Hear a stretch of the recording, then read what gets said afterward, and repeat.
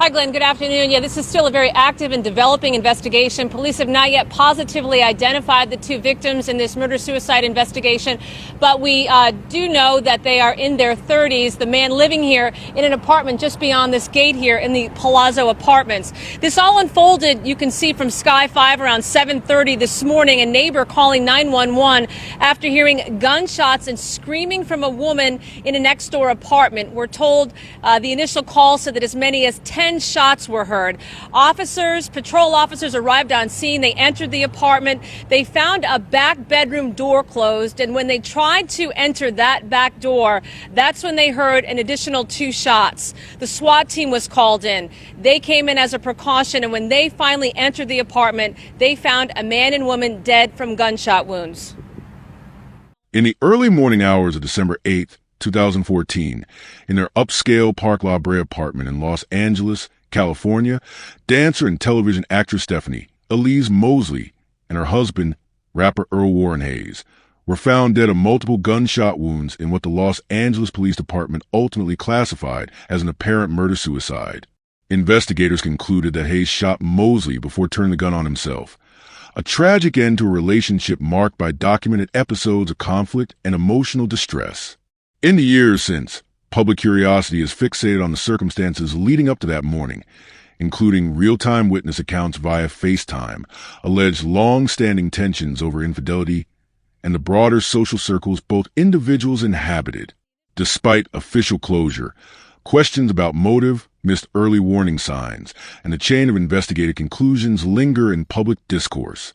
Every case starts with evidence and works toward the truth. We rely on verified facts, documented timelines, and official records, not speculation or sensationalism. Subscribe to stay updated as we examine each case clearly, carefully, and professionally. We received a radio call of several shots being fired inside the location with a woman screaming. So the officers responded immediately. We were able to contact the person who made that phone call, get some additional information, and they made a decision at that point to make entry into the location. The Los Angeles Police Department formally classified the deaths of Stephanie Mosley and Earl Hayes as an apparent murder-suicide. Investigators concluded that Hayes shot Mosley multiple times inside their Park La Brea apartment before shooting himself. No evidence was found indicating the involvement of a third party. After forensic review, autopsy findings, and ballistic confirmation, the case was closed criminally. Because the identified shooter was deceased, there was no criminal prosecution and no courtroom trial. The legal process ended with the coroner's confirmation of cause and manner of death. From a procedural standpoint, the classification relied on physical evidence, scene analysis, and reconstructed timing. Once those elements aligned, the determination was considered final. The absence of additional suspects or conflicting forensic indicators allowed the case to reach resolution quickly. However, the speed of the classification did not prevent widespread public analysis. Questions regarding motive and escalation remained subjects of discussion, but legally, the matter concluded with a single official finding. Hayes shot Mosley and then himself. The determination rested primarily on physical and forensic findings. Ballistics evidence played a central role. The firearm recovered at the scene was examined and matched to the bullet casings and projectiles found within the apartment. Forensic testing confirmed that the weapon discharged the rounds responsible for both individuals' fatal injuries. There was no evidence of a second firearm. Scene positioning further narrowed investigative possibilities. Both bodies were discovered within a locked interior section of the apartment. There were no signs of forced entry into the residence itself. Doors and windows showed no damage consistent with intrusion. The absence of disruption reduced the likelihood of an outside assailant. Gunshot trajectory analysis provided additional clarity. Examiners determined that Mosley sustained multiple gunshot wounds consistent with homicide. Hayes' wound was consistent with self-inflicted injury. The trajectory and positioning supported the conclusion that Mosley was shot first. The forensic sequence aligned with the physical arrangement of the scene. 911 calls and neighbor testimony reinforced the timeline. Multiple residents reported hearing a woman screaming, followed by several gunshots. These accounts were recorded before officers arrived. Witness statements did not mention additional voices or individuals entering or leaving the unit. Digital evidence added context. Reports indicated that Hayes was engaged in a FaceTime call during the incident. While specific content of the call were not publicly released in full, the existence of an active video call at the time of the shooting became part of the broader reconstruction. Digital timestamps reportedly aligned with the gunfire timeline. The convergence of ballistics, scene containment witness accounts, and digital activity established a consistent narrative. No contradictory forensic evidence emerged to challenge the murder-suicide conclusion. Although early evidence pointed toward a domestic incident, investigators required precise timeline confirmation. Officers responding to reports of gunfire arrived at the Park La Brea complex shortly after emergency calls were made. Upon arrival, they reportedly heard additional shots. This detail became significant because it narrowed the window in which the final shots were fired. A tactical team entered the apartment after determining that active gunfire had stopped. Once inside, officers located both individuals deceased. The firearm was found near Hayes. The absence of other weapons or additional persons within the apartment eliminated scenarios involving multiple shooters.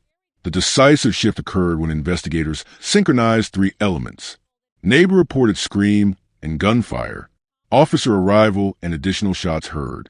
Digital logs showing an active video call during the same period. This synchronization corrected early uncertainties about whether the shooting had concluded before police arrival. It confirmed that at least part of the event unfolded in near real-time relative to the emergency response. The confirmation that no one entered or exited during this window significantly reduced alternative explanations.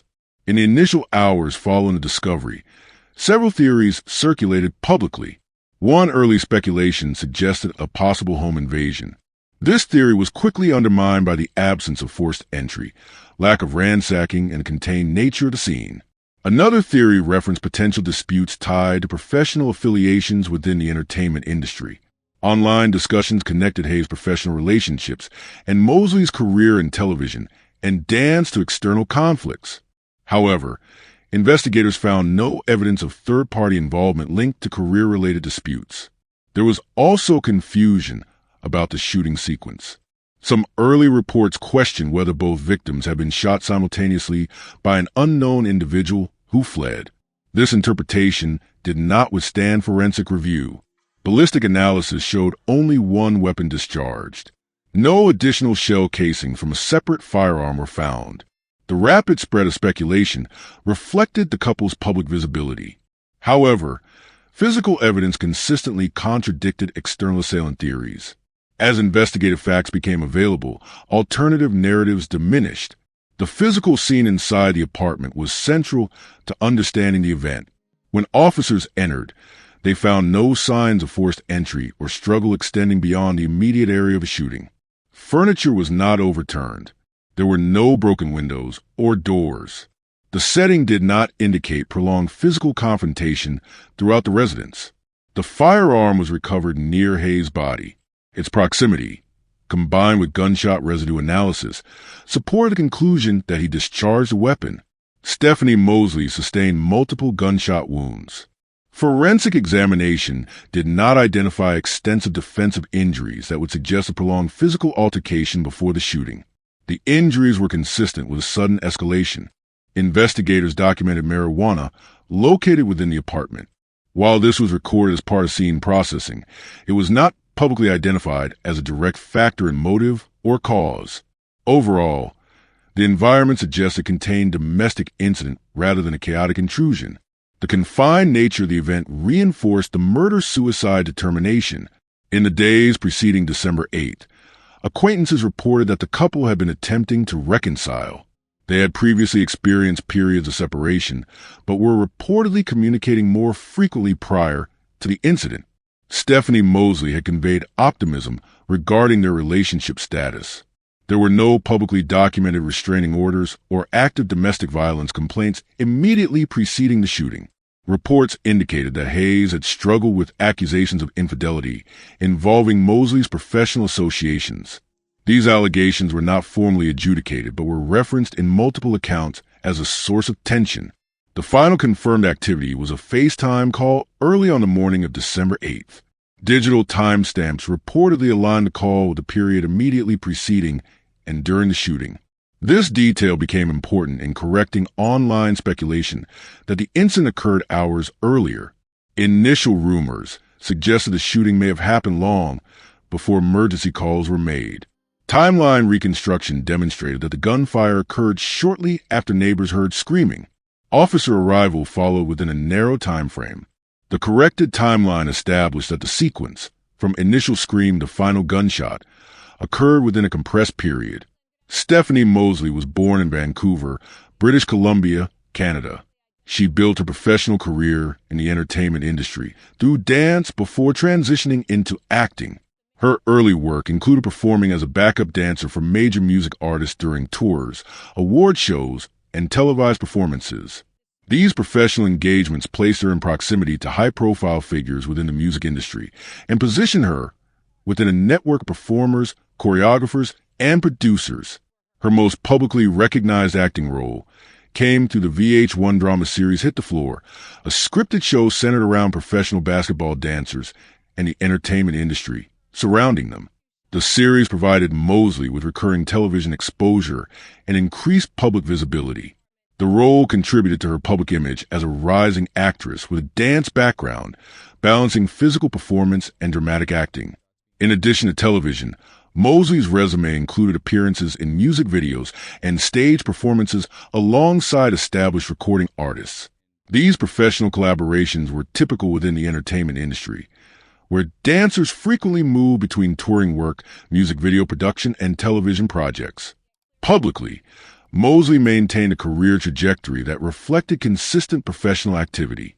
She was known within entertainment circles as disciplined and career-focused. Her work required frequent travel, long rehearsals, and interactions with prominent figures in music and television. Her professional background established her as an individual embedded in a fast-paced, visibility-driven environment. There were no widely reported professional controversies connected to her career. Her public profile remained primarily tied to her artistic contributions and screen presence. The structure of her career placed her in settings where public image and perception held measurable influence. Earl Hayes was a rapper affiliated with professional boxer Floyd Mayweather Jr. and associated with Mayweather's brand known as the Money Team. His career operated within hip-hop circles, though he did not maintain the same mainstream recognition level as some artists in the broader industry. Hayes' affiliation with Mayweather provided him with visibility in certain entertainment and sports networks. Through that association, he appeared in social media content and public gatherings linked to Mayweather's professional brand. This connection contributed to his identification as part of a prominent celebrity circle. While Hayes was recognized within entertainment circles, his public career did not reach the same scale as Mosley's television exposure. His reputation was tied primarily to his music endeavors and personal associations rather than chart-topping commercial success. Accounts from acquaintances and media reports following the incident suggested that Hayes struggled with suspicions related to Mosley's professional interactions within the music industry. Allegations circulated that he believed her past or ongoing professional relationships involved personal betrayal. These reports were not formalized in court proceedings, but were cited in post-incident commentary from individuals familiar with the couple. Hayes was described by some who knew him as deeply affected by perceived infidelity. Observers indicated that he had difficulty separating professional collaboration from personal loyalty. In industries where networking and close interaction are routine, such distinctions can become blurred when trust concerns exist within a relationship. The contrast between public visibility and private, relational tension became central to post-incident analysis. Both individuals move within entertainment environments characterized by performance, media exposure, and networking with influential figures. On the surface, their association placed them within aspirational circles of celebrity and professional achievement. However, entertainment careers frequently involve extended travel schedules, social interaction with high-profile individuals, and public scrutiny. In this context, allegations of jealousy or distrust may become amplified. The discrepancy between outward image and private dynamic often becomes visible only after critical events. In this case, the divergence between professional appearance and personal strain formed a key area of retrospective examination. Observers noted that there were no widely publicized domestic incidents before December 2014. This absence of documented public conflict contributed to the perception that the tragedy occurred without visible escalation. The lack of formal complaints or restraining orders meant that there was limited official record of instability. As a result, the public narrative initially centered on the shock factor rather than documented warning signs. Following the incident, reports emerged suggesting that Hayes harbored long-standing suspicions regarding Mosley's past professional relationships. These suspicions were reportedly connected to her work within the music industry, where she collaborated with artists in performance and production contexts. At the time of the initial police briefing, motive was not publicly detailed. Investigators focused on the physical evidence that established sequence and causation. It was only later that media reporting emphasized the possibility that jealousy may have escalated over time. If jealousy was indeed present over an extended period, its progression may not have been externally visible. Without formal reports or documented interventions, private distrust can intensify without institutional awareness. In domestic contexts, suspicion often develops incrementally rather than abruptly. The absence of earlier police calls does not confirm the absence of conflict. It only reflects that no documented emergency intervention was recorded publicly. Retrospective analysis suggested that relational tension may have existed beneath the surface for an extended period. Acquaintances interviewed after the incident described Hayes as emotionally affected by perceived betrayal. Some reports characterize his behavior as increasingly fixated on alleged infidelity. However, no formal mental health evaluations were released publicly. Emotional instability, when referenced in post-incident commentary, remained anecdotal. Without prior legal filings or protective orders, there was limited structured documentation of behavioral concerns. This gap between anecdotal accounts and official documentation contributed to investigative limitations. Authorities primarily reconstructed events based on forensic evidence and witness reports from the morning of the shooting. Emotional volatility can exist privately without triggering formal legal response. In this case, the lack of prior intervention left investigators reconstructing patterns after the fatal outcome rather than addressing them beforehand. One of the most discussed aspects of the case involved reports that Hayes was engaged in a FaceTime call during the incident. According to media accounts, the call allegedly involved Floyd Mayweather Jr. and occurred shortly before or during the shooting. The significance of real-time digital communication was not immediately emphasized in early police briefings. Digital interactions often provide time-stamped evidence that clarifies sequence.